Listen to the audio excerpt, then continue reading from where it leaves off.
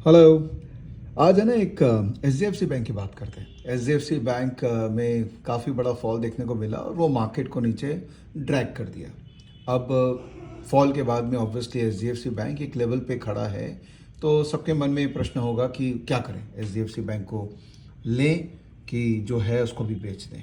तो एक बात समझिए कि H D F C bank और एच डी एफ सी का मर्जर हुआ है। एच डी एफ सी जो है वो हाउसिंग फाइनेंस कंपनी है, जिसका काम करने का तरीका, जिसका margin profile, everything is very different और बैंक इज़ वेरी डिफरेंट। जब भी दो इस तरह की ऑर्गेनाइजेशन का मर्जर होता है, जो सिनर्जी बेनिफिट है ना, वो आने में टाइम लगता है। ऑल्दो ये मर्जर का कोर पर्पस था, मुझे लगता है it was more compliance and uniformity in legal framework, जिसको H D F C bank management को लग रहा था कि अगर उसको बैंक बना देते हैं तो हमारे लिए कैपिटल रेजिंग, हमारे लिए capital allocation will be far more efficient than what we are doing as a separate NBFC.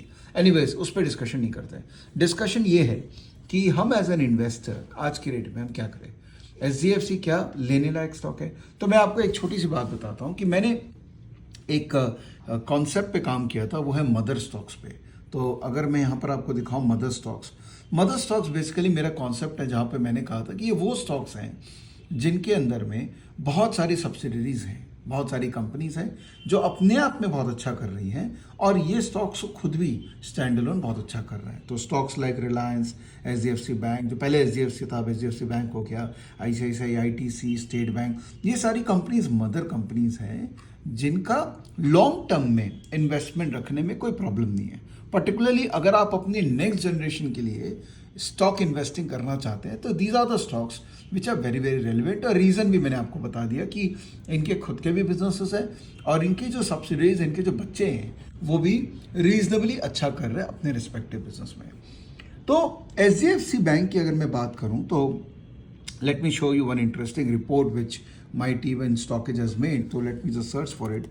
H D F C search करते हैं और देखिए यहाँ पर 3 जनवरी को हमने एक रिपोर्ट बनाया था इसमें, जिसमें हमने एक स्कोर दिया था इस बैंक को। तो 24 out of 30, it's a very good score from a stand alone investing perspective. ठीक है, तो इसका मतलब ये बैंक तो सही है। और इसका अगर डिटेल चाहिए तो यहाँ व्यू रिपोर्ट में मिलेगा आपको पूरा डिटेल। ठीक है, तो बैंक या स्टॉक जो है वो अच्छा है। 24 out of 30 is a good rating, but ज़रूरी नहीं है कि हम हर भाव में इसको खरीदेंगे। तो क्या एक भाव आ गया है कि हम H D F C bank को long term investing point of से खरीदें? तो मैं इसको जब क्लिक करता हूँ ना यहाँ पे, तो यहाँ पर हमारा एक एल्गोरिदम है जो बताता है कि ये क्या सही जोन है इस स्टॉक को लेने का। तो H D F C bank को अगर लेना है तो इसका सही जोन है 1400 से लेके 1500। मतलब मार्जिन ऑफ सेफ्टी की अगर बात करें तो ये बैंक जो है ये अच्छा मार्जिन ऑफ सेफ्टी देता है अगर इस जोन में हम खरीदे तो अगर स्टॉक ऊपर चला गया है, जोन के बियॉन्ड है, तो इसका मतलब मार्जिन ऑफ सेफ्टी इसमें कम थी। तो ऑब्वियसली अगर आप ऊपर खरीद रहे हो तो आप मान के रह रहे हो कि आप महंगा खरीद रहे हो, राइट।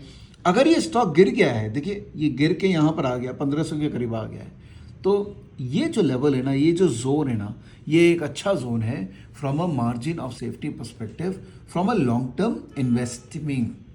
तो मदर स्टॉक जो कॉन्सेप्ट है उसके आधार पे देखोगे तो मैं अब अपना एलोकेशन अपने बच्चों के लिए जो मैं इन्वेस्टमेंट कर रहा हूँ H D F C bank के अंदर में बढ़ा दूंगा, बिकॉज ये मदर स्टॉक है और ये डेफिनेटली लॉन्ग टर्म के अंदर में एक इम्पॉर्टेंट कंपनी के रूप में मेरे लाइफ में रहेगा। थोड़ा मोमेंटम की बात करें तो ये सब स्टॉक्स के अंदर में आप शॉर्ट टर्म मोमेंटम नहीं देखते, आप लॉन्ग टर्म मोमेंटम देखते हैं।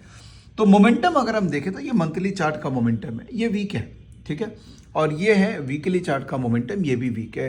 तो हो सकता है कि शॉर्ट टर्म में आपको इसमें पेन नजर आए, हो सकता है आप जब लोगे उसके बाद ये और गिरे, बट क्योंकि ये हमारे जो एच स्कोर है उसके हिसाब से एक रेंज 1300 से 1400 के बीच में है, तो अगर गिरेगा भी ना तो हमको इसमें और लेने में कोई आपत्ति नहीं होनी चाहिए, बिकॉज थीमेटिकली ये एक मदर स्टॉक है। इसमें वैल्यू अनलॉक होगा over a longer time frame.